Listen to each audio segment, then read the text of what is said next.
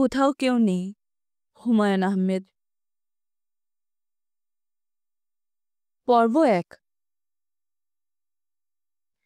গেটের কাছে এসে মোনা ঘড়ি দেখতে চেষ্টা করল। ডায়ালটা এত ছোট, কিছুই দেখা গেল না। আলোতেই দেখা যায় না, আর এখন তো অন্ধকার। রিকশা থেকে নেমে একবার ঘড়ি দেখেছিল, ৭:৩০। গলির মোড় থেকে এ পর্যন্ত আসতে খুব বেশি হলে ৪ মিনিট লেগেছে। কাজেই এখন বাজে ৭:৩৫। এমন কিছু রাত হয়নি, তবু মোনার অস্বস্তি লাগছে।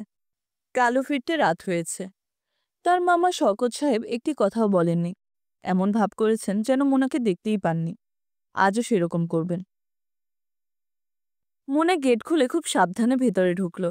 জায়গাটা প্যাচপ্যাচে কাদা হয়ে আছে। সকালে বাবুকে দুবার বলেছিল ইট বিছিয়ে দিতে, সে দেয়নি।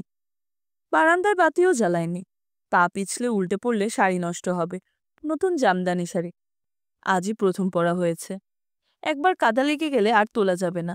মোনা পা টিপে টিপে সাবধানে এগোতে লাগল। মামার গলা পাওয়া যাচ্ছে। বকুলকে ইংরাজি পড়াচ্ছেন। সকালবেলা রাখাল বালক বাঁশি বাজাইতেছিল। বল, ইংরেজিতে কি হবে? বকুল ফোপাচ্ছে। চটর খেয়েছে হয়তো। ইদানিং মামার মেজাজ বেশ খারাপ যাচ্ছে। মোনা মনে মনে ট্রান্সলেশনটা করতে চেষ্টা করল। রাখাল বালকের ইংরেজি কি হবে?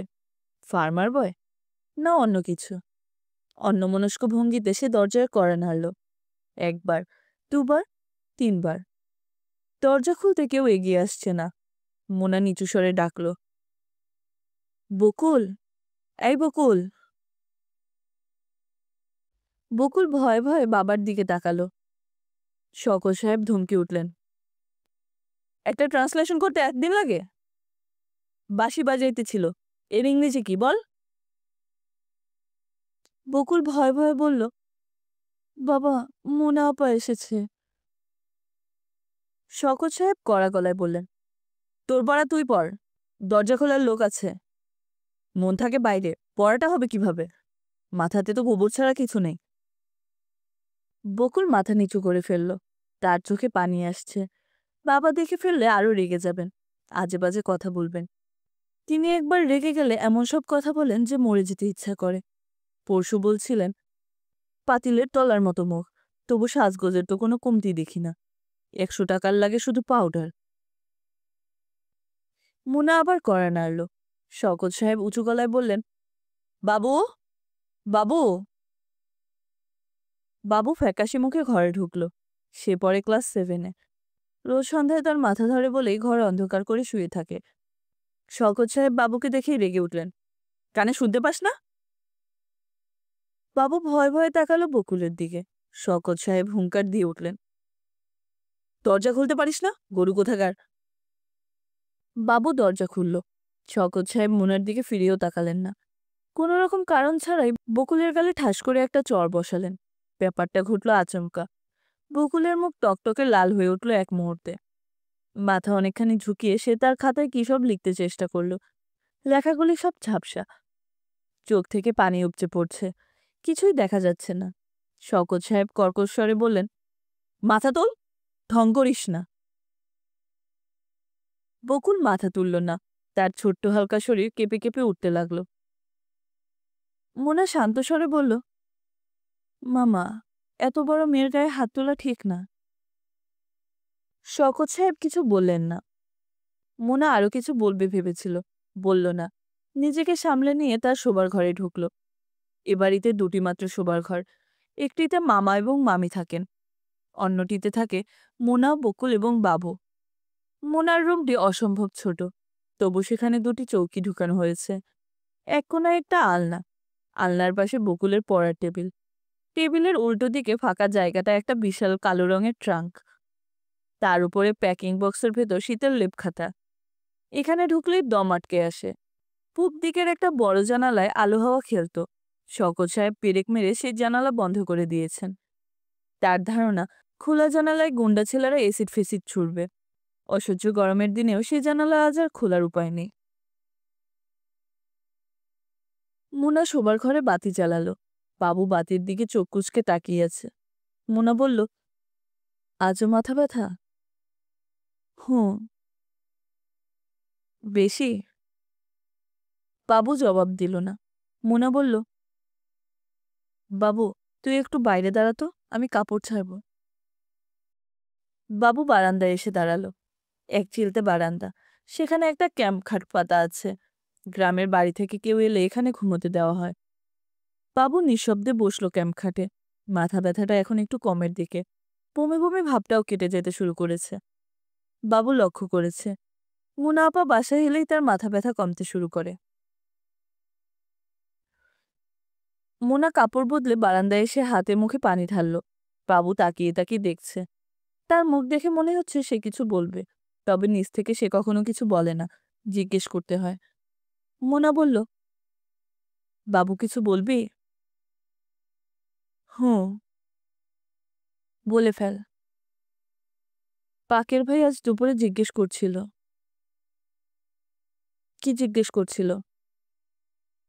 তোমার কথা। পরিষ্কার করে বল, অর্ধেক কথা পেটে রেখে দিলে বুঝবো কিভাবে? বাবু ইতস্তত করে বলল। মোনা তীক্ষ্ণ কণ্ঠে বলল, বল কি বলল? বলল, কি রে তোর আপামনি নাকি বিয়ে করছে? তুই কি বললি? আমি কিছু বলিনি। কিছুই বলিসনি? বাবু ইতস্তত করে বলল, বলেছি আমি কিছুই জানি না। মোনা বিরক্ত স্বরে বলল, মিথ্যা বললি কেন? সত্যি কথাটা বলতে অসুবিধা কি? সত্যি কথা বললে সে কি তোকে মারতো? আবার যদি কোনোদিন জিজ্ঞেস করে, তুই বলবি হ্যাঁ বিয়ে করবে। বাবু মুখ ফিরিয়ে নিল, যেন সত্যি কথাটা সে স্বীকার করতে চায় না। এই ব্যাপারটার জন্যে সে যেন লজ্জিত। মোনা কড়া কড়ায় বলল, অন্যদিকে মুখ ফিরিয়ে আছিস কেন? তাকা আমার দিকে। বাবু তাকালো। মোনা হালকা স্বরে বলল, তোরা সবাই এরকম ভাব করিস যেন আমি মস্ত একটা অন্যায় করে ফেলেছি। একটা মেয়ে যদি একটা ছেলেকে পছন্দ করে এবং বিয়ে করে, তাহলে তার মধ্যে লজ্জার কিছুই নেই। তুই যখন বড় হবি, তখন তুই এরকম পছন্দ করে একটা মেয়ে বিয়ে করবি। যা, তুই দেখে লজ্জায় একেবারে মরে যাচ্ছিস। মোনা আপা ভালো হবে না কিন্তু। তুই মোনা আপা করিস কেন? শুধু আপা ডাকবি, কিংবা বড় আপা। সঙ্গে আবার মোনা কি জন্যে? আচ্ছা আপা, তোমাদের বিয়ে কবে? সামনের মাসে। বাবু আর কিছু জিজ্ঞেস করল না। সে মনে হলো বেশ লজ্জা পাচ্ছে। মোনা ছোট্ট একটা নিঃশ্বাস ফেলে বলল, তোরা কেউ আমাকে সহ্য করতে পারিস না। বাবু লজ্জিত স্বরে বলল, কি যে তুমি বলো। ঠিকই বলি। ইট বিছিয়ে রাখতে বলেছিলাম, বিছিয়েছিস? সন্ধ্যার পর বারান্দার বাতি জ্বালিয়ে রাখতে বলেছিলাম, তাও তো রাখিস না। বাবু কি যেন বলতে চাইল। মোনা তা শোনার জন্য অপেক্ষা করল না। মামা মামি শোবার ঘরে ঢুকলো। এই ঘরটিতে কিছু জায়গা আছে। একটা আলমারি, ছোট একটা ড্রেসিং টেবিল, তার পাশে বিয়েতে পাওয়া পুরনো আমলের ভারী খাট, একটা কালো রঙের আলনা। তবুও কিছু ফাঁকা জায়গা আছে। মোনা ঘরে ঢুকতেই তার মামি লতিফা হাত ইশারা করে তাকে কাছে ডাকলেন। তার হাত ইশারা করে ডাকার ভঙ্গি ও তাকানোর ধরন ধারণ দেখলেই টের পাওয়া যায় কিছু একটা ঘটেছে। মোনা বিছানার পাশেই বসল। মামি, শরীর কেমন? ভালোই। জ্বর আসেনি তো? উহু। মুখে উহু বললেও বোঝা যাচ্ছে গায়ে জ্বর আছে। চোখ লালছে, কপালের চামড়া শুকিয়ে খড়খড় করছে। চারদিকে অসুস্থ অসুস্থ গন্ধ। লতিফা তার রোগা হাতে মোনার হাত চেপে ধরলেন। গলার স্বর অনেকখানি নিচে নামিয়ে বললেন, তোর মামা যায় নাই। কেন? যায়নি কেন? আমি কি করে বলবো? আংটি দেখিয়েছিলে? হুম। আংটি দেখে আরো রাগ করেছে। বাবু সামনে পড়ে গেল তখন। রাগের চোটে ওকে ধাক্কা মেরে ফেলেছে খাটে। জিভ কেটে গেছে বোধহয়, রক্ত পড়ছিল। বলো কি? হুম। লতিফা কান্নার মতো শব্দ করতে লাগলেন। মনে একটা দীর্ঘ নিঃশ্বাস গোপন করল। আজ দুপুরে লতিফার বড় ভাই মোজাম্মেল হোসেন সাহেবের ছোট মেয়ের আকিকা। সেই উপলক্ষে এবারই সবার দাওয়াত ছিল। শওকত সাহেব যেতে রাজি হলেন না। দাওয়াত প্রসঙ্গে অত্যন্ত তেতো ধরনের কিছু কথা বললেন। ফকির খাওয়ানোর বদলে আমাদের খাইয়ে দিচ্ছে, তুই বলে ডাকলেই যাব নাকি? পেয়েছে কি আমাকে? আমি কি ভিখিরি নাকি? আমি তো যাবই না। এবারের কেউ যদি যায় ঠ্যাং ভেঙে দেব। লতিফা এ জাতীয় কথায় বিশেষ কান দেননি। তার বড় ভাই তাকে করুণার চোখে দেখে বলেই হয়তো গোপন সঞ্চয় ভেঙে মোনাকে দিয়ে একটা আংটি কিনিয়ে এনেছিলেন। তার আশা ছিল রাগটাগ ভাঙিয়ে দুপুরের দিকে পাঠাতে পারবেন, কিন্তু পারেননি। মুনা উঠে দাঁড়ালো, শান্ত স্বরে বলল, তুমি খাওয়া দাওয়া কিছু করেছ? লতিফা জবাব দিলেন না। মুনা বলল, কাল অফিসে যাওয়ার সময় আংটি দিয়ে আসবো, আর বলবো তোমার অসুখের জন্য কেউ আসতে পারেনি। কথাটা তো মিথ্যাও না। লতিফা কি যেন বললেন। মুনা শোনার অপেক্ষা না করে রান্নাঘরে চলে গেল। ভাত চড়াতে হবে। কাজের ছেলেটি চলে যাওয়ায় খুব ঝামেলা হচ্ছে। সারাদিন অফিস করে চুলার পাশে এসে বসতে ইচ্ছে করে না, বড় খারাপ লাগে। মুনা আপা, বাবা ডাকে। মুনা দেখল বাবুর মুখ রক্তশূন্য, যেন বড় রকমের কোনো বিপদ আশঙ্কা করছে সে। মুনা স্বাভাবিকভাবেই বলল, এখন যেতে পারবো না, ভাত চড়াচ্ছি, দেরি হবে। না, তুমি এখন চলো। কি ব্যাপার? বাবু কিছু বলল না। তার চোখ মুখ ফ্যাকাশে, রক্তশূন্য চেহারা। সে বেশ ভয় পেয়েছে। শওকত সাহেব চেয়ারে পা তুলে শক্ত হয়ে বসে আছেন। ছোটখাটো মানুষ। মাস তিনেক আগে ওর স্বাস্থ্য ভালো ছিল, এখন অসম্ভব রোগা হয়ে গেছেন। গাড়টাল ভেঙে একাকার। চুল উঠতে শুরু করেছে। মাথা ভর্তি চকচকে টাকের আভাস। মেজাজও হয়েছে খারাপ। কথায় কথায় রেগে ওঠেন। গতকাল প্রায় বিনা কারণে কাজের ছেলেটিকে ছাড়িয়ে দিয়েছেন। শওকত সাহেবের চোখে চশমা। এটি একটি বিশেষ ঘটনা, কারণ চশমা তিনি পরেন না। তার ধারণা চশমা পরলেই চোখ খারাপ হতে থাকবে এবং বুড়ো বয়সে পুরোপুরি অন্ধ হয়ে যেতে হবে। আজ হঠাৎ চশমা চোখে দেওয়ার কারণ স্পষ্ট নয়। খুব সম্ভব পরিবেশ বদলাতে চাচ্ছেন। মুনা ঢোকা মাত্র তিনি ইশারায় তাকে বসতে বললেন। মোনা বসল না। শওকত সাহেব কঠিন স্বরে বললেন, তুই আমার ছেলে মেয়েগুলিকে নষ্ট করছিস। কিভাবে? তোর কাছ থেকে সাহস পেয়ে এরা এরকম করে। সামান্য একটা চড় দিয়েছি, এতেই মেয়ে উঠে গিয়ে বাথরুমে দরজা বন্ধ করে বসে আছে। এত বড় সাহস! সাহস না মামা, লজ্জা। লজ্জা? লজ্জার কি আছে এর মধ্যে? তুমি বুঝবে না মামা। বুঝবো না কেন? মুনা চেয়ার টেনে মামার মুখোমুখি বসল। শওকত সাহেব নড়ে চড়ে বসলেন। মুনাকে কেন জানি তিনি একটু ভয় করেন। মুনা শান্ত স্বরে বলল, এত বড় মেয়ের গায়ে হাত তোলা ঠিক না মামা। এত বড় মেয়ে কোথায় দেখলি তুই? মেট্রিক দিচ্ছে 3 মাস পর। সে ছোট মেয়ে নাকি? নিজের মেয়েকে শাসনও করতে পারবো না? না। না মানে? না মানে না। আর কিছু বলবে? তুই এ বাড়ি থেকে যাবি কবে? বিয়ে হোক, তারপর তো যাব। বিয়ের আগে যাই কি করে? নাকি তুমি চাও এখনই চলে যাই? শওকত সাহেব সিগারেট ধরালেন। মোনা সহজ সুরে বলল, মামা, তুমি আমার সঙ্গে এরকম ব্যবহার করছো কেন? কিরকম ব্যবহার করছি? কথা টথা বলো না, যেন আমাকে চিনতেই পারো না। রোজ রাত দুপুরে বাসায় ফিরবি আর আমি তোকে কোলে নিয়ে নাচবো? এটা ভদ্রলোকের বাসা না? পাড়ার লোকের কাছে আমার ইজ্জত নেই? কয়েকটা দিন মামা, তারপর তুমি তোমার ইজ্জত নিয়ে থাকতে পারবে। মুনা উঠে দাঁড়ালো। শওকত সাহেব চুপ করে গেলেন। মুনা বলল,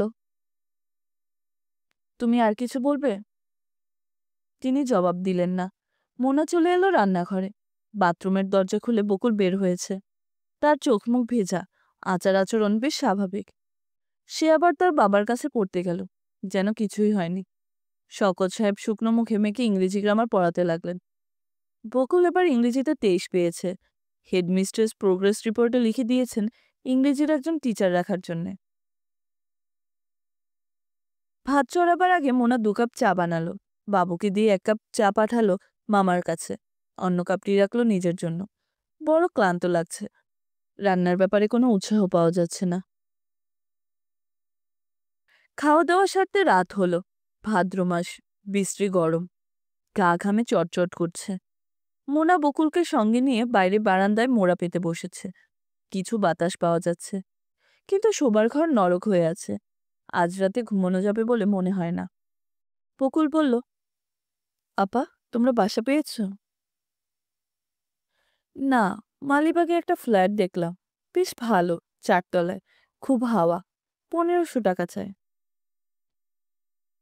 নিয়ে নাও। নিয়ে নিলে খাবো কি? ও বেতনই পায় 1500। তুমিও তো পাও। আমি পাই 975। 975-এ দুজনে চলবে। বকুল কিছু বলল না। মোনা হালকা স্বরে বলল, মনে হয় বৃষ্টি হবে, বিজলি চমকাচ্ছে। বৃষ্টি নামলে আজ ভিজবো। তোমার টনসিলের দোষ, টনসিল ফুলে যাবে। যা ইচ্ছা হোক, আজ ভিজবো। সারা রাত যদি বৃষ্টি হয়, সারা রাতই ভিজবো। দেখিস তুই। বকুল অস্পষ্ট স্বরে হাসল। মোনা আপার অনেক পাগলামি আছে। রাতের বেলা বৃষ্টি হলে এসে ভিজে অসুখ বাঁধায়, যেন অসুখ বাঁধাবার জন্যই ভিজে। বকুল নিচু গলায় বলল, বাকের ভাই তোমার ব্যাপারে খোঁজ খবর করছিল জানো? জানি। খুব নাকি হম্বিতম্বি করছিল। মোনা তীক্ষ্ণ কণ্ঠে বলল, হম্বিতম্বি মানে? সে হম্বিতম্বি করার কে? তার অনুমতি নিয়ে আমাকে বিয়ে করতে হবে? বাবুকে নাকি কি সব আজে বাজে কথা বলেছে। কই, বাবু তো আমাকে কিছুই বলেনি। আয় তো, যাই জিজ্ঞেস করি। বকুল উঠল না। তার বসে থাকতে ভালোই লাগছে। ঘন ঘন বিদ্যুৎ চমকাচ্ছে। হয়তো সত্যি সত্যি বৃষ্টি নামবে। এইবার ইচ্ছা টিনের হওয়ায় বৃষ্টির শব্দ চমৎকার পাওয়া যায়। মোনা বিরক্ত স্বরে ডাকল, এই চল, জিজ্ঞেস করে আসি বাবুকে। বাবু তো পালিয়ে যাচ্ছে না, আর একটু বসো, তোমাকে একটা মজার ঘটনা বলবো। বকুল মজার ঘটনা বলতে শুরু করার আগেই ঝমঝম করে বৃষ্টি নামল। ভাদ্র মাসের বৃষ্টি বেশিক্ষণ থাকে না। মোনা বকুলকে নিয়ে ভেতরের উঠোনে ভিজতে নামল। বকুল খানিকটা সংকোচ বোধ করছিল, কারণ শওকত সাহেব ভেতরের বারান্দায় চশমা পরে বসে আছেন। বকুলের ধারণা তিনি বাজে ধরনের একটা ধমক দেবেন, কিন্তু শওকত সাহেব তেমন কিছুই করলেন না। তার নিজেরও কেন জানি পানিতে নেমে যেতে ইচ্ছা করছিল, এবং এরকম একটা ইচ্ছার জন্য লজ্জিত বোধ করছিলেন। মুনা উঁচু গলায় বাবুকে ডাকল, এই বাবু, নেমে আয়। বাবু নামল না। ভয়ে ভয়ে তাকালো বাবার দিকে। মুনা বিরক্ত স্বরে বলল, এত ঢং করিস কেন, আয়। শওকত সাহেব বাবুকে সুযোগ দেবার জন্যই হয়তো শোবার ঘরে ঢুকে পড়লেন। বাবু উঠোনে নামতে গিয়ে পা পিছলে হুমড়ি খেয়ে পড়ল। মোনা ফুর্তিবাজার ভঙ্গিতে বলল, বেশ হয়েছে। বকুল হেসে উঠল খিলখিল করে। বাবুও হাসল। বৃষ্টি পড়ছে ঝমঝম করে, চমৎকার লাগছে এদের। মোনা একটা চেয়ার টেনে নিয়ে বসেছে উঠোনে। বকুল একবার বলল, আপা, ঠান্ডা লেগে যাবে। মোনা নির্বিকার ভঙ্গিতে বলল, লাগুক। তোমার টনসিল। আমার টনসিলের ভাবনা আমি ভাববো। তোর ভেজতে ইচ্ছে না করলে উঠে যা। তুমি যতক্ষণ থাকবে আমিও ততক্ষণ থাকবো। আমি থাকবো সারা রাত। আমিও। বিদ্যুৎ চমকাচ্ছে ঘন ঘন, ঝুপঝুপ করে বৃষ্টি পড়ছে। একসময় ইলেকট্রিসিটি চলে গিয়ে চারদিক অন্ধকার হয়ে গেল। বাবু শীতে কাঁপতে কাঁপতে বলল, আমি উঠলাম আপা। উঠতে গিয়ে সে আবার পিছলে পড়ল। খিলখিল করে হেসে উঠল মুনা। অন্ধকার বৃষ্টির রাতে সেই হাসি এমন চমৎকার শোনালো। পর্ব 2। 10টা থেকে 11টা এই 1 ঘন্টা মামুন মোনার অফিসে বসে রইল। মোনার দেখা নেই। অপরিচিত লোকজনদের মাঝে বসে থাকা একটা বিরক্তিকর ব্যাপার। সবাই যে অপরিচিত তা নয়। পালবাবু তাকে চিনতে পেরেছেন এবং বাকি সবার সঙ্গে পরিচয়ও করিয়ে দিয়েছেন। এই যে, ইনি মামুন সাহেব। আমাদের মোনা ম্যাডামের সঙ্গে এনার সামনের মাসে বিয়ে হচ্ছে। কেউ উৎসাহ দেখায়নি। সম্ভবত মোনার সঙ্গে এদের সম্পর্ক ভালো নয়। পালবাবু চা এনে দিয়েছেন 1 কাপ। চায়ে ঘনস্বর, তার মধ্যে একটা বেশ তাজা কালো রঙের পিঁপড়া ভাসছে। মামুন আঙুল ডুবিয়ে পিঁপড়া সরালো। চায়ে চুমুক দিতে ইচ্ছে হচ্ছে না, কিন্তু সময় কাটানোর জন্য একটা কিছু করা দরকার। মামুন পিঁপড়েটার দিকে তাকিয়ে চায়ে চুমুক দিল। চায়ে অন্য কোনো পোকামাকড় ডুবে থাকলে কেউ সে চা খায় না, কিন্তু পিঁপড়ে ডুবে থাকলে কেউ আপত্তি করে না। এর কারণ কি? মামুন সিগারেট ধরালো। ১ ঘন্টার মধ্যে এটা হচ্ছে চতুর্থ সিগারেট। বাঁ পাশের ভদ্রলোক ভুরু কুঁচকে তাকাচ্ছেন। তিনি হয়তো সিগারেটের ধোঁয়া সহ্য করতে পারেন না। মামুন লক্ষ্য করেছে যে কবারই সে সিগারেট ধরিয়েছে, এই লোকটি ভুরু কুঁচকে বিরক্তি প্রকাশ করেছে। একে নির্ভয়ে সিগারেট অফার করে অভদ্রতা দেখানো যায়। সিগারেট নেবে না, ভদ্রতাও বজায় থাকবে। মামুন হাসি মুখে সিগারেটের প্যাকেটটা বাড়ালো। মামুনকে অবাক করে দিয়ে ভদ্রলোক সিগারেট নিলেন এবং আবার নিজের কাজে নিয়ে ব্যস্ত হয়ে পড়লেন। এই অফিসে কাজকর্ম একটু বেশি হয় নাকি? সবাই ব্যস্ত।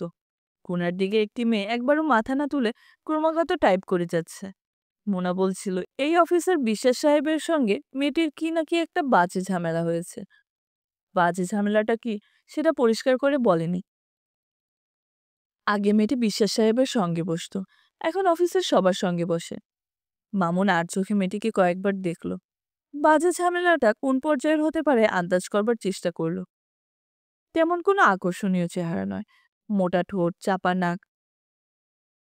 মামুন সাহেব। মামুন তাকিয়ে দেখল পালবাবু এক কপি দৈনিক বাংলা নিয়ে ঢুকেছেন।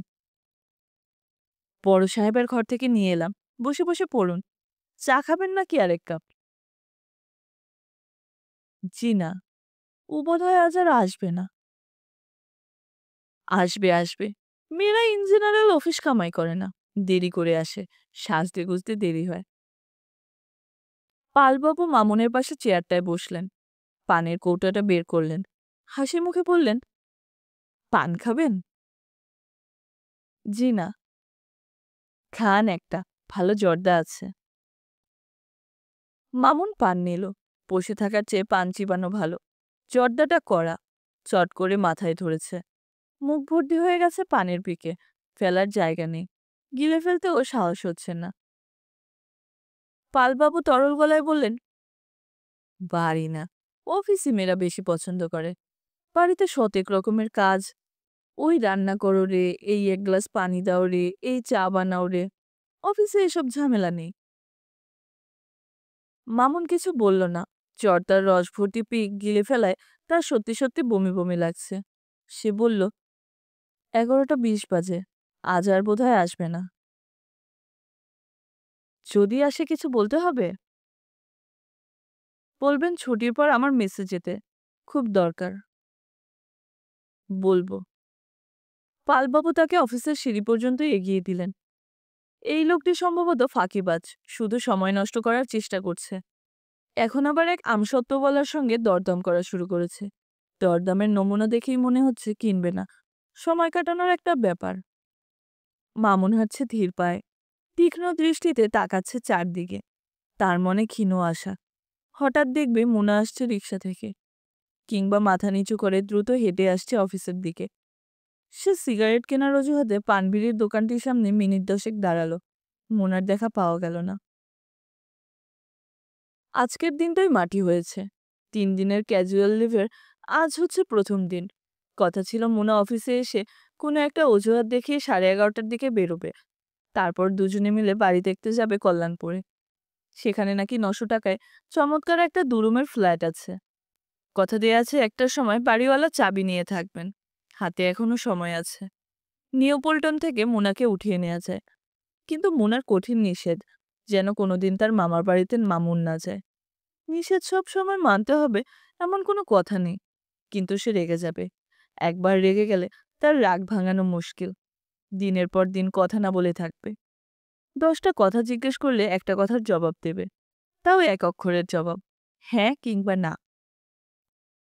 মামুন গুলিস্তান থেকে মিরপুরের বাসে উঠল। জর্দা দিয়ে পান খাবার জন্যেই তার মাথাটা হালকা লাগছে। বমি বমি ভাব কাটেনি, কিন্তু সেই সঙ্গে বেশ খিদেও লেগেছে। দুটি সম্পূর্ণ বিপরীতধর্মী ব্যাপার একসঙ্গে কিভাবে ঘটছে কে জানে। মামুন একটা সিনেমার কাগজ কিনে ফেলল। প্রথম পাতা জুড়ে 3 রঙা বিশাল বক্ষা মেয়ের ছবি। ভালোই লাগে দেখতে। বলা হয়েছিল মেইন রোডের পাশেই দোতলা বাড়ি, আসলে তা নয়। বেশ খানিকটা ভেতরে যেতে হলো। বাড়ি দেখে যে কোনো আশাবাদী মানুষেরই আশাভঙ্গ হবে। মামুনেরও হলো। অর্ধসমাপ্ত একটি বাড়ি, সামনে চুনসুরকির পাহাড়, দোতলায় ওঠার সিঁড়ি এমন যে দুজন মানুষও পাশাপাশি উঠতে পারে না। বাড়িওয়ালা হাজী সাহেবকেও খুব সুবিধার লোক মনে হলো না, যেন বাড়ি দেখানোর তার কোনো গরজ নেই।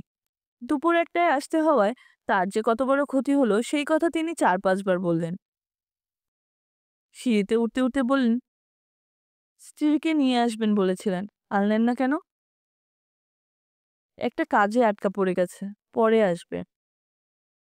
বারবার তো বাড়ি দেখান যাবে না। নিতে যদি চান আজই বলেন, নিতে না চাইলেও আজ বলবেন। দোতলার বারান্দায় উঠে মামুন বলল, বাড়ি পছন্দ হয়েছে, আমি নেব। না দেখেই পছন্দ? ভালো করে দেখেন। মামুন হৃষ্টচিত্তে ঘুরে ঘুরে বাড়ি দেখল।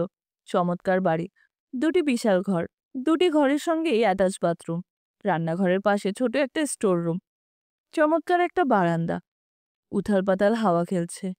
হাজী সাহেব বললেন, আপনি আসবেন কবে? সামনের মাসের ১০-১৫ তারিখেই আসবো। কিছু অ্যাডভান্স দিয়ে যাই আপনাকে? অ্যাডভান্স দেওয়ার দরকার নেই।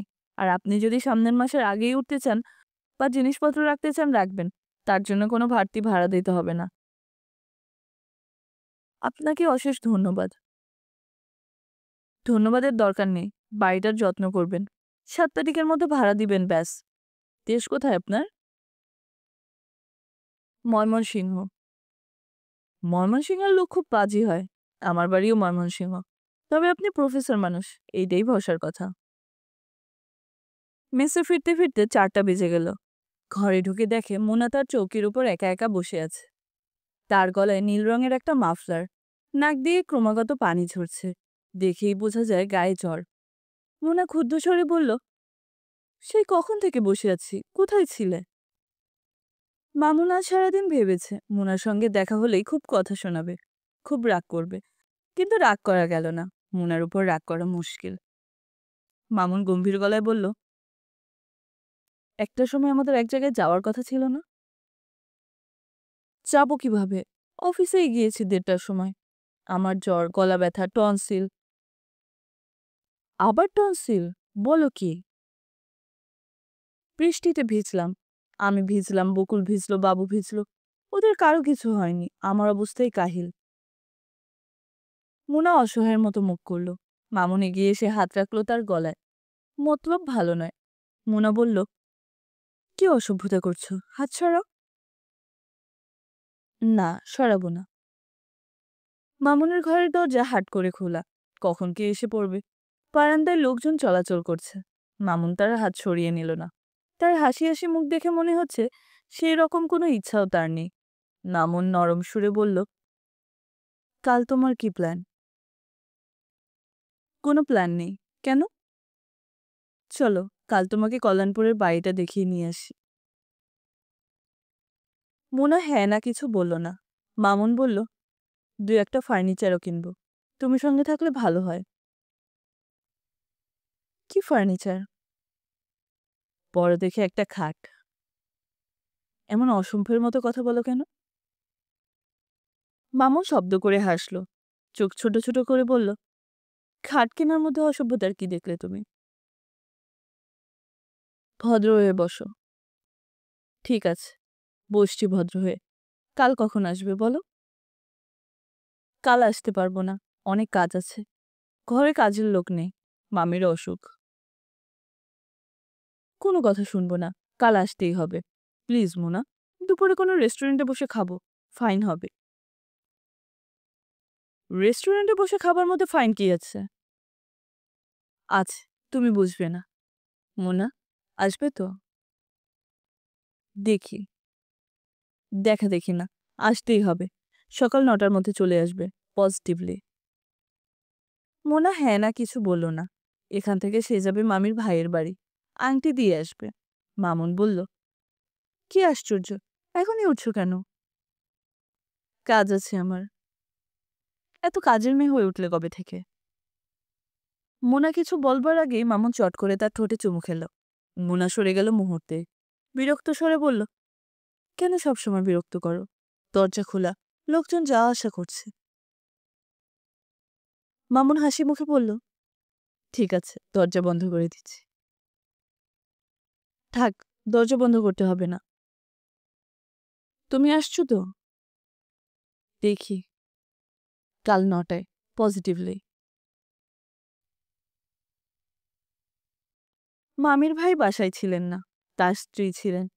ভদ্রমহিলা মোনাকে দেখেই তীক্ষ্ণ কণ্ঠে বললেন, কাল তোমরা কেউ আসলে না যে, ব্যাপারটা কি? মামির শরীরটা ভালো না। তোমাদের শরীর তো ঠিক ছিল না, তোমাদের সবার একসঙ্গে শরীর খারাপ হলো। মোনা কিছু বলল না। সদেরেক লোক খেয়েছে, অথচ নিজের আত্মীয় স্বজন কেউ নেই। বসো তুমি, চাটা কিছু খাবে? জি না, এক বাটি গোশত তুলে রেখেছিলাম তোমাদের জন্য, যাওয়ার সময় নিয়ে যেও। মোনা ক্ষীণস্বরে বলল, গোশতের বাটি নিয়ে যাব কিভাবে? বাটি নিয়ে যাবে কেন? টিফিন ক্যারিয়ারে ভরে দেব। মোনাকে সন্ধ্যা পর্যন্ত থাকতে হলো। এ বাড়িতে অনেক লোকজন থাকে, এদের কাউকে এসে ভালো করে চেনে না। সে যে অনেকক্ষণ ধরে একা একা বসে আছে, এটা কেউ তেমন লক্ষ্যই করছে না। পাশের কামরায় বেশ কিছু ছেলে মেয়ে ভিসিআর দেখছে। একটি মেয়ে এসে এক ফাঁকে বলে গেল, অমিতাভের ছবি হচ্ছে, দেখবেন? অমিতাভের ছবি হচ্ছে, দেখবেন? বলেই উত্তরের অপেক্ষা না করে ছুটি চলে গেল। মোনা টিফিন বক্সের মন মোনা টিফিন বক্সের জন্য অপেক্ষা করতে লাগলো। কাছের কাজের ছেলেটি তার সামনে একটা পেপসির বোতল রেখে গেছে। বাড়ির কর্ত্রী টেলিফোন ধরতে গিয়ে আর ফিরছেন না। মোনা ঘড়ি দেখল, 6:30 বাজে। আজও বাড়ি ফিরতে সন্ধ্যা হয়ে যাবে। পর্ব 3। মোনার মনে হলো তার জ্বর আসছে। মুখ তেতো, মাথায় ভোঁতা একটা যন্ত্রণা। সকালে নাস্তা খেতে গিয়ে টের পেল গলা ব্যথা আরো বেড়েছে। গলা দিয়ে কিছুই নামছে না। মোনা ক্লান্ত স্বরে বলল, বকুল, একটু গরম পানি করে দে, গোসল করব। বকুল সঙ্গে সঙ্গে উঠে দাঁড়ালো। নাস্তা শেষ করে যা, বলা মাত্রই দৌড়াতে হবে নাকি? আমার নাস্তা খাওয়া হয়ে গেছে। বকুল রান্নাঘরে ঢুকে গেল। মুনা বলল, মামা কোথায় রে বাবু? সকালবেলায় কোথায় যেন গেছেন। নাস্তা খেয়ে গেছেন? না, বকুল বলেছিল চা খেয়ে যেতে। মুনা বিরক্ত হয়ে বলল, বকুল বকুল করছিস কেন? কতবার বলেছে আপা বলতে? আপাই তো বলি। আবার মিথ্যা কথা? চল খাবি। গার্গল করেও লাভ হলো না, পানি বেশি গরম ছিল। মাঝখান থেকে জিভ পুড়ে গেল। বকুল বলল, তোমার চোখ লাল হয়ে আছে, শুয়ে থাকো গিয়ে। মুনা কিছু বলল না। বকুল ইতস্তত করে বলল, ফজলু ভাইদের বাসায় একটু যাব আপা? মুনা তীক্ষ্ণ কণ্ঠে বলল, কেন? যেতে বলেছিল আমাকে, খুব নাকি দরকার। কি দরকার? জানি না কি, শুধু বলেছেন খুব জরুরি। বোধহয় ভাবির সঙ্গে আবার ঝগড়া টগড়া হয়েছে। সেটা ওদের স্বামী স্ত্রীর ব্যাপার, তুই কেন যাবি? বকুল আর কিছু বলল না। ফজলুর রহমান সাহেব গলির ওপাশেই থাকেন। মাস 6 হলো এসেছেন। খুব সামাজিক ধরনের মানুষ।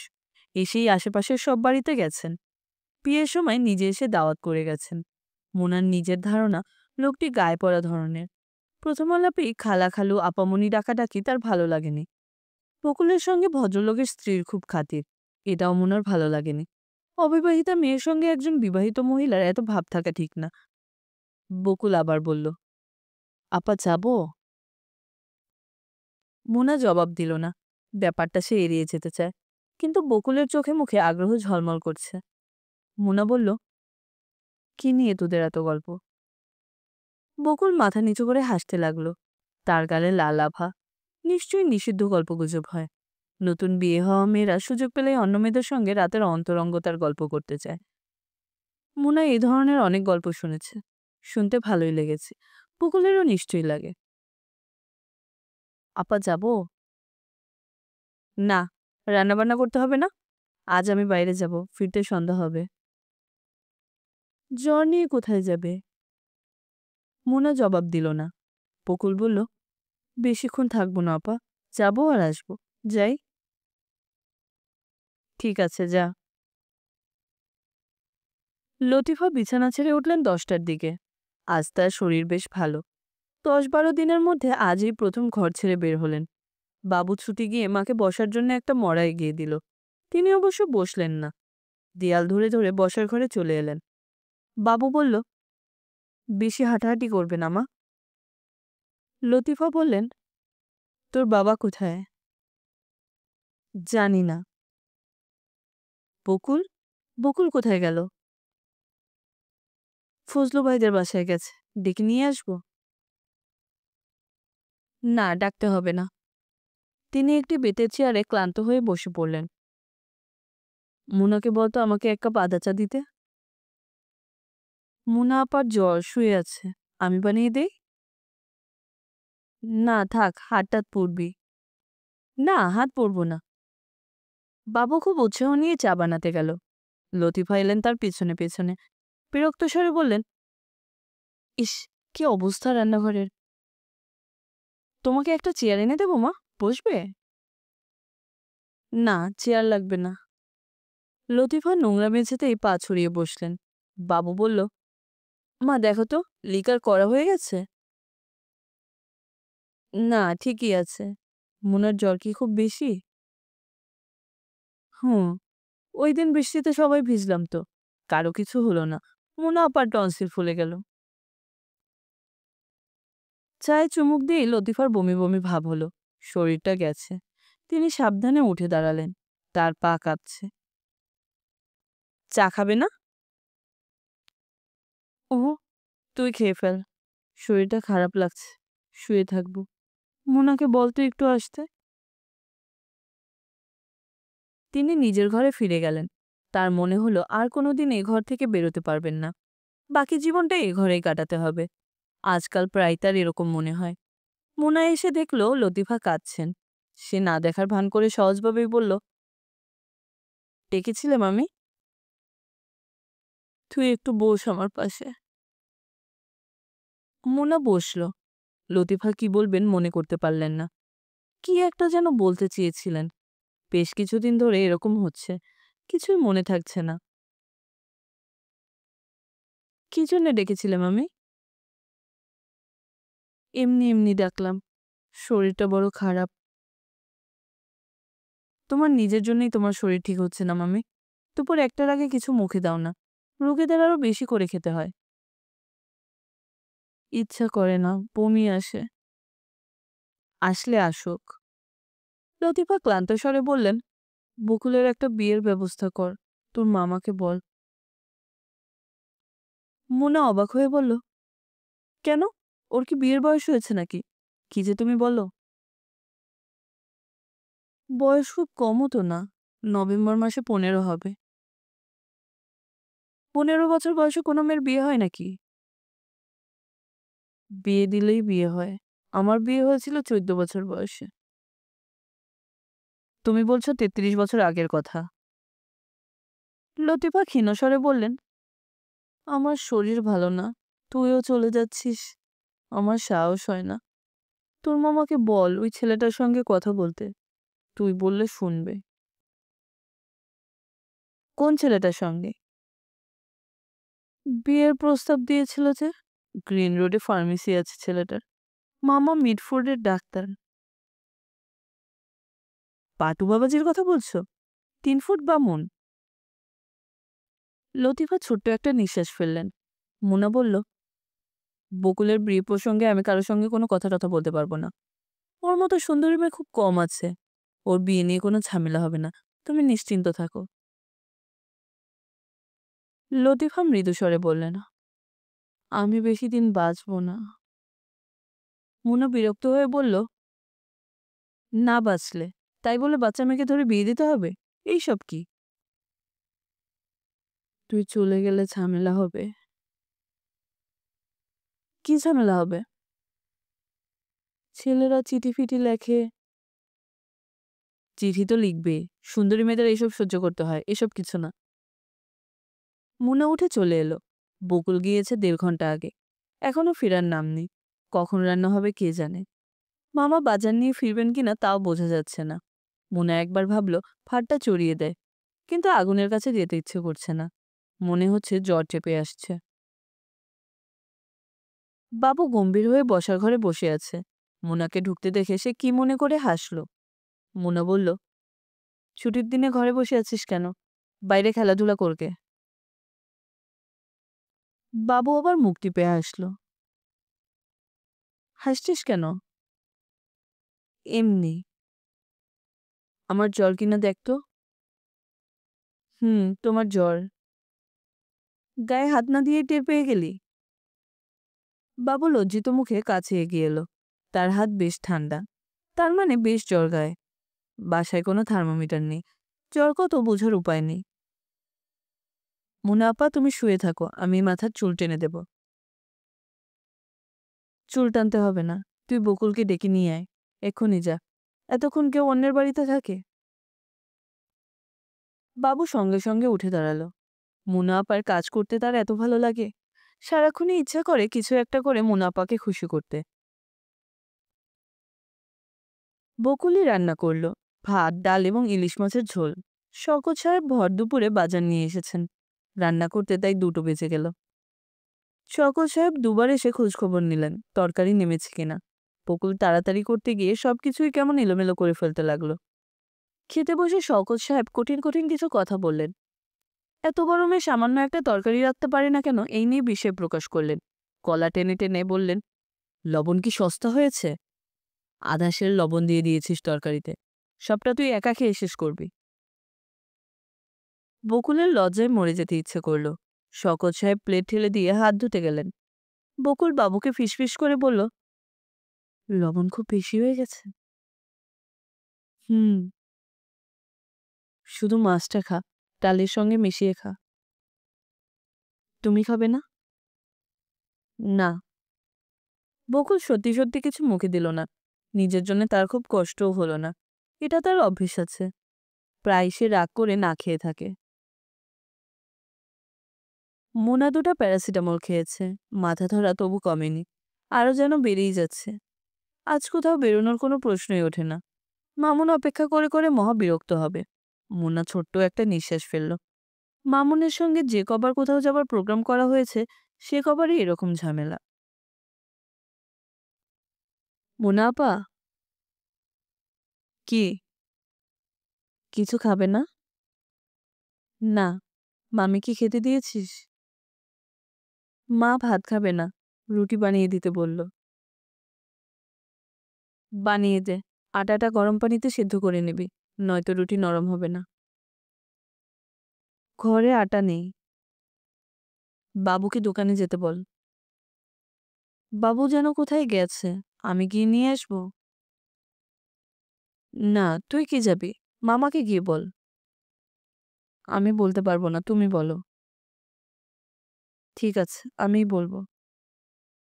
শওকত সাহেব কোনো রকম বিরক্তি প্রকাশ না করেই আটা আনতে গেলেন। বকুল বলল, আপা, টিনা ভাবির বাচ্চা হবে। মুনা বলল, এখনই বাচ্চা হবে কি, সেদিনে না বিয়ে হলো? সেদিন না, 6 মাস 11 দিন হয়েছে। তোর দেখি একেবারে দিন তারিখ মুখস্থ। এত খাতির কেন তোর সাথে? খাতির কোথায় দেখলে? আর খাতির হওয়াটাও কি খারাপ? বেশি হওয়াটা খারাপ, বেশি কোনোটাই ভালো না। কেন? মোনা প্রশ্নের জবাব দিতে পারল না। সে লক্ষ্য করল বকুল আজকাল বেশ কঠিন ভঙ্গিতে কথা বলছে। এটা ভালো লক্ষণ। মেয়েদের এত পুতু পুতু থাকলে চলে না। বকুল বলল, মুনা আপা, ওরা শুক্রবারে কাবালিওয়ালা দেখতে যাবে, ইন্ডিয়ান এম্বাসির অডিটোরিয়ামে। আমাকেও সাথে যেতে বলছে, আমার জন্যও টিকিট এনেছে। ওরা স্বামী স্ত্রী দেখতে যাবে, তাদের মধ্যে তুই যাবি কেন? আমি তো যেতে চাই না, ওরা জোর করছে। আপা, যাব? শুক্রবার আগে আসুক, তারপর দেখা যাবে। তুমি আগে থেকে বাবাকে বলে রাখবে, নয়তো শেষে রাজি হবে না। তুমি আজ আর কোথাও যাবে না? না। বকুল মৃদু হেসে বলল, মামুন ভাই অপেক্ষা করে থাকবে। মোনা কিছু বলল না। বকুল তরল গলায় বলল, আমার কেন যেন মনে হচ্ছে তিনি তোমাকে দেখার জন্য আজ এখানে চলে আসবেন। বকুল লক্ষ্য করল মোনা এই প্রসঙ্গটি পছন্দ করছে না। সে কিছুটা বিব্রত বোধ করল। প্রসঙ্গ পাল্টে বলল, তোমার চোখ লাল টকটকে হয়ে আছে, শুয়ে থাকো না। সন্ধ্যার দিকে মোনার জ্বর খুবই বাড়ল। শওকত সাহেব একটা থার্মোমিটার কিনে আনলেন। জ্বর 103-এর কাছাকাছি। তিনি থমথমে স্বরে বললেন, বৃষ্টির মধ্যে ঝাপাঝাপি, জ্বর তো হবেই। শরীর বেশি খারাপ লাগছে? মোনা ক্লান্ত স্বরে বলল, কানের কাছে বকবক করলে খারাপ লাগে। তুমি যাও তো এই ঘর থেকে। শওকত সাহেব নড়লেন না, পাশেই বসে রইলেন। বাতি নিভিয়ে দাও মামা, চোখে লাগছে। বাবু বাতি নিভিয়ে বারান্দায় একা একা বসে রইল। বকুল রাতের রান্না চড়িয়েছে। একা একা রান্নাঘরে তার একটু ভয় ভয় লাগছে। সে বেশ কয়েকবার বাবুকে ডেকেছে, বাবু আসেনি। লতিফার পানির তৃষ্ণা হয়েছিল। ক্ষীণকণ্ঠে কয়েকবার পানির কথা বললেন, কেউ শুনল না। তিনি আবার ঘুমিয়ে পড়লেন। বেশিক্ষণ জেগে থাকতে পারেন না তিনি, চোখ জড়িয়ে আসে। মোনা বলল, মামা, তুমি আমার পাশে এরকম বসে থাকবে না তো, অন্য ঘরে যাও। তোর কোনো অসুবিধা করছি নাকি? করছো, ফুসফুস করে সিগারেট টানছো, গন্ধে থাকতে পারছি না। শওকত সাহেব আধ খাওয়া সিগারেটটা ফেলে দিলেন। মৃদু স্বরে বললেন, গ্রিন ফার্মেসিতে বলে এসেছি, ডাক্তার এলেই পাঠিয়ে দেবে। মোনা পাশ ফিরল। গায়ের ওপর কাঁথাটা দিয়ে রাখ না, ফেলে দিচ্ছিস কেন? গরম লাগছে তাই ফেলে দিচ্ছি, ঠান্ডা লাগলে আবার দেব। তুমি ও ঘরে গিয়ে বসো না মামা। শওকত সাহেব উঠলেন না। গলার স্বর অনেকখানি নামিয়ে বললেন, তোর বাবা তোর বিয়ের জন্য আলাদা করে কিছু টাকা দিয়েছিল আমাকে, 9,000 টাকা। সেই আমলে 9,000 টাকা অনেক টাকা। বুঝলি মোনা, টাকাটা সংসারে খরচ হয়ে গেছে। খরচ হয়েছে ভালো হয়েছে, এখন চুপ করো। আমি প্রভিডেন্ট ফান্ড থেকে 6,000 টাকা তুলে রেখেছি, তুই নিয়ে নিস। বাকিটা পরে দেব, ভাগে ভাগে দেব। মামা, আমাকে কোনো টাকা পয়সা দেওয়ার দরকার নেই। তোমরা না দেখলে আমার যাওয়ার জায়গা ছিল? তুমি আমাকে যে আদর করো তার 10 ভাগের 1 ভাগ নিজের ছেলেমেয়েদের কোনোদিন করেছ? আর আজ তুমি টাকার কথা তুললে, ছি ছি। না মানে, মাঝে মাঝে তুমি এমন সব আচরণ করো যে মেজাজ ঠিক থাকে না। কি করলাম?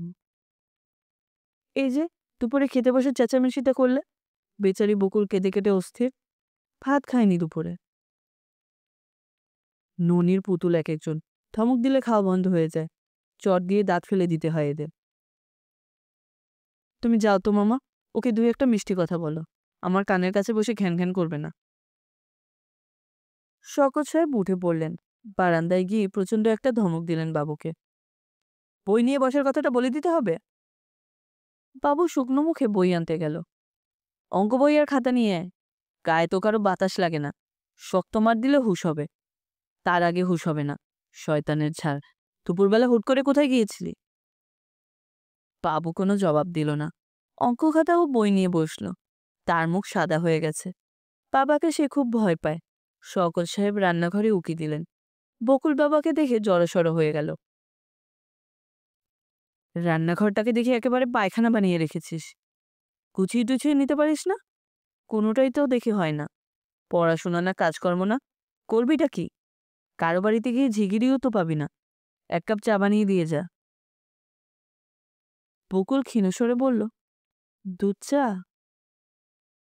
একটা হলেই হলো। তোর মা কিছু খেয়েছিল দুপুরে?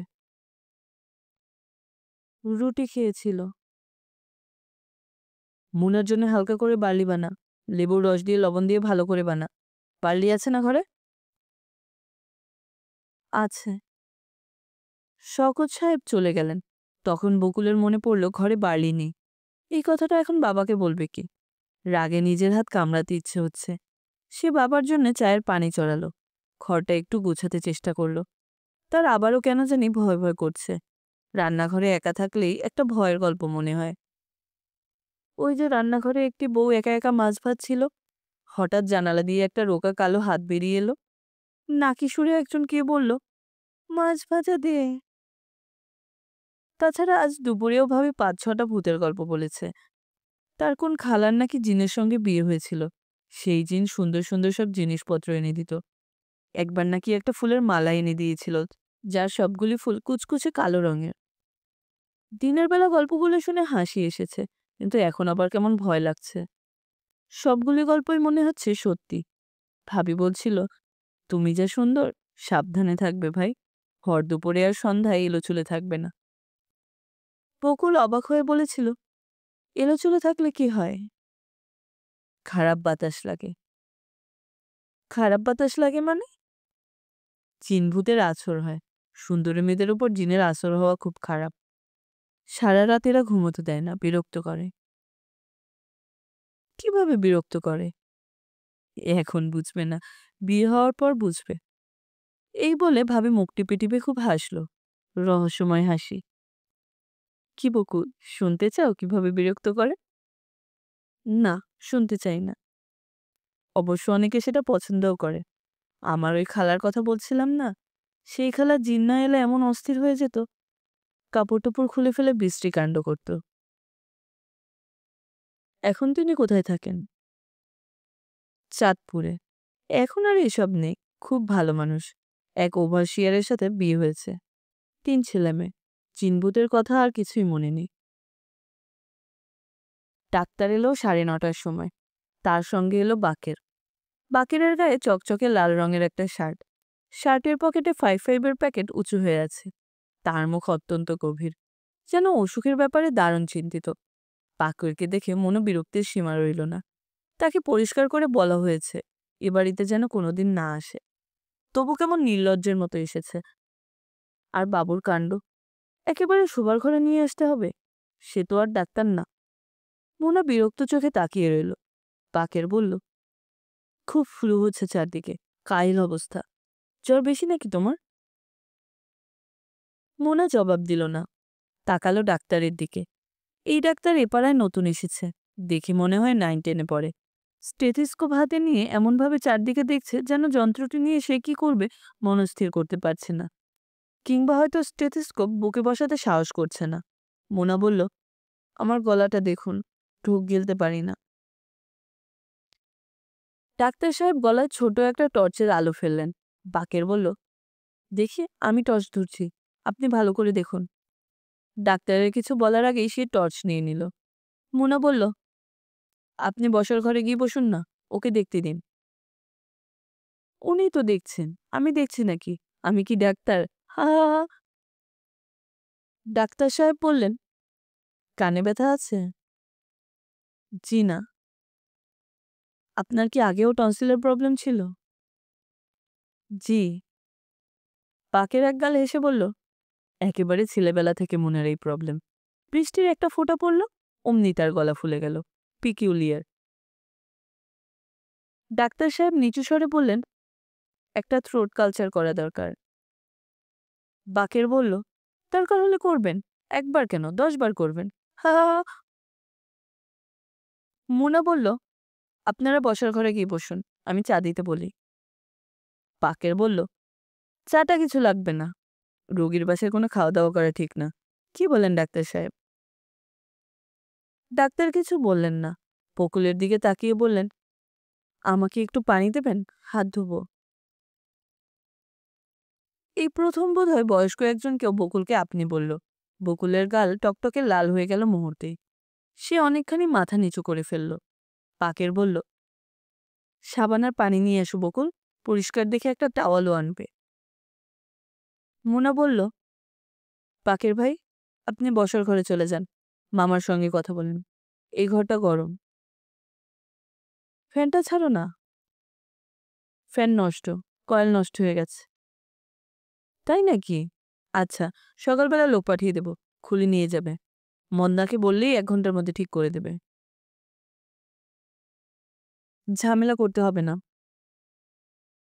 কোনো ঝামেলা না, মদনা শালাকে একটা ধমক দিলেই হবে। পাখির বেশ নিশ্চিন্ত ভঙ্গিতে সিগারেট প্যাকেট থেকে সিগারেট বের করলো, চকচকে লাইটার বের করে অনেক সময় নিয়ে সিগারেট ধরালো। ডাক্তার সাহেব বারান্দায় হাত ধুতে গিয়ে মৃদুস্বরে জিজ্ঞেস করলেন, কি নাম আপনার? উত্তর দিতে বকুলের খুব লজ্জা লাগতে লাগলো। তার মনে হলো যেন এর উত্তর দেওয়াটা ঠিক না। সে অস্পষ্ট স্বরে বলল, বকুল। আমাকে তুমি করে বলবেন, আমি স্কুলে পড়ি। তাই নাকি? কোন স্কুলে? মডেল গার্লস স্কুলে। মেট্রিক দেবে এবার? জি। সায়েন্স? জি না। সায়েন্স পড়লে ভালো করতে, ডাক্তার হতে পারতে। ডাক্তারদের খুব দরকার আমাদের, মেয়ে ডাক্তারদের দরকার আরো বেশি। বকুল কিছু বলল না, জগে করে পানি ঢেলে দিতে লাগলো। ডাক্তার সাহেবের হাত পরিষ্কার করতে অনেক সময় লাগলো। যাবার সময় তিনি ভিজিটও নিলেন না। কেন ভিজিট নিচ্ছেন না সেই কারণটিও স্পষ্ট করে বলতে পারলেন না। হড়বড় করে যা বললেন তার মানে হলো সবার কাছ থেকে তিনি ভিজিট নেন না। ডাক্তারি তো কোনো ব্যবসা না, ব্যবসায়ী দৃষ্টিভঙ্গি থেকে এটাকে দেখা ঠিক না, ইত্যাদি। তারা বেশ কিছু সময় বসার ঘরে বসে রইল। ডাক্তার সাহেব বললেন, তিনি চা খান না, তবুও শেষ পর্যন্ত চা খেলেন। পাকের বলল, ঘরে কাজের লোক নেই, এটা তাকে বললেই একটা ব্যবস্থা করতে পারত। বাবুকে সে ছোটখাটো একটা ধমকও দিল, রোজ দেখা হয়, আমাকে বললেই পারতে। পরদিন সকালে মদন মিস্ত্রির লোকজন এসে ফ্যান খুলে নিয়ে গেল, বলে গেল বিকেলের মধ্যে দিয়ে যাবে। তার কিছুক্ষণ পর এলেন ডাক্তার সাহেব। তিনি নাকি পাশ দিয়ে যাচ্ছিলেন, রুগী কেমন আছে দেখে যেতে এসেছেন। বকুল তাকে চা বানিয়ে খাওয়ালো। চাটা তার কাছে খুব চমৎকার লাগলো। কোন দোকান থেকে চায়ের পাতা কেনা হয়েছে তা জানতে চাইলেন। বকুল চোখ মুখ লাল করে তার সামনে বসে রইল। তার মনে হলো এরকম একটি চমৎকার ছেলের সঙ্গে তার বিয়ে হলে খুব ভালো হতো। ডাক্তার সাহেব যাবার আগে বললেন, বকুল যাই। বকুলের কিছু একটা বলা উচিত, কিন্তু সে বলতে পারল না।